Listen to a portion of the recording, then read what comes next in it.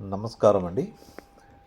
మనలో ఎంతమందికి తెలుసు మీరు మీ ఓటు హక్కు గురించి?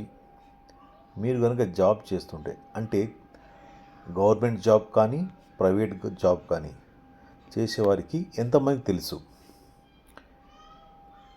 మీరు ఓటు హక్కు ఉపయోగించుకోవడానికి సెలవు పెట్టనక్కర్లేదు.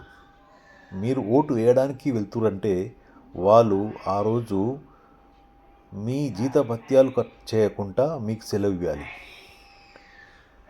కాబట్టి మీ హక్కును మీరు వినియోగించుకోవచ్చు, అటు గవర్నమెంట్లో కానీ ఇటు ప్రైవేట్లో కానీ. అయితే ఇక అసలు విషయానికి వస్తే, రేపు రాష్ట్రంలో 3వ విడత పంచాయతీ ఎన్నికలు జరుగుతున్నాయి.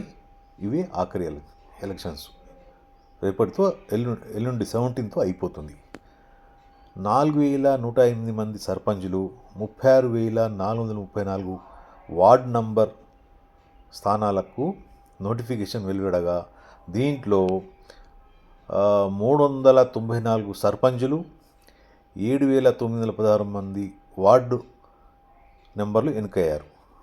దీంతో మిగిలిన స్థానాలకు పోలింగ్ జరుగుతుంది. ఈ క్రమంలో పోలింగ్ కేంద్రాలు ఏర్పాటైన స్కూళ్ళకి రేపు ఎల్లుండి 2 రోజులు సెలవులు ఇవ్వబోతున్నారు. అలాగే ఓటేసేందుకు వీలుగా ప్రైవేటు ప్రభుత్వ ఉద్యోగులకు వేతనం కూడిన సెలవు ఉంటుంది. చూసారా, ప్రైవేటు గవర్నమెంట్ ఎంప్లాయీస్కి వేతనాలతో కూడిన సెలవు ఇవ్వాలని గవర్నమెంటే చెప్పింది.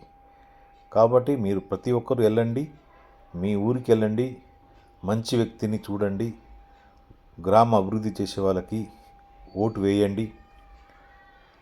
తన స్వార్థం కొరకు ఆలోచించే వాళ్ళు కాకుండా గ్రామ అభివృద్ధి కొరకు పనిచేసే వాళ్ళకి మాత్రమే ఓటు వేయాలి. అలాంటి వ్యక్తిని మీరు సెలెక్ట్ చేసుకోవాలి. అలాంటి వ్యక్తులకు మాత్రమే మీరు ఓటు వేయాలి. అలాగే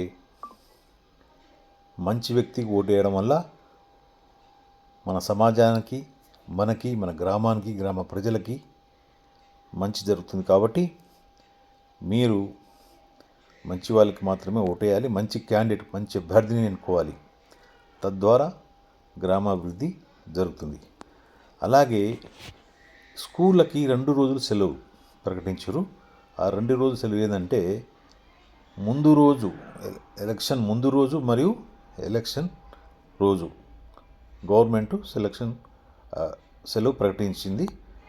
మీకు ఈ వీడియో కనుక నచ్చితే లైక్ చేసి షేర్ చేయండి. Thank you. మరి ఒక మంచి వీడియోతో మేము ముందుకు వస్తాం.